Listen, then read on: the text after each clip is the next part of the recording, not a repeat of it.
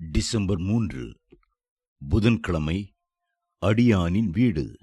இப்போதும் உமது அடியானின் வீடு என்றைக்கும் உமக்கு முன்பாக இருக்கும்படி அதை ஆசீர்வதித்தருளும். 2 சாமுவேல் 7:29. தேவனுடைய பிள்ளைகளின் வீடு ஆசீர்வாதமானதாக இருக்கும். ஏனென்றால் அங்கே தேவனாகிய கர்த்தர் வாசம் பண்ணுகிறார். அங்கே தேவனுடைய பிள்ளைகள் கர்த்தரை பாடி துதிக்கிறார்கள்.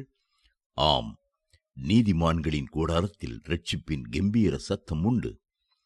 நான் பரதேசியாய் தங்கும் வீட்டிலே உமது பிரமாணங்கள் எனக்கு கீதங்களாயின. சங்கீதம் 119:54 என்னும் வசனம் என் இதயத்தை தொட்ட ஒன்றாகும். நாம் நமது வீடுகளிலே பரதேசிகளைப் போல தங்கினாலும் கர்த்தருடைய பிரமாணங்கள் நம்மோடு இருக்கிறபடியினாலே தேவனுடைய ஆசீர்வாதங்கள் நம்மை நிரப்புகின்றன. கர்த்தரும் நம்மோடு வாசம் பண்ணுகிறார்.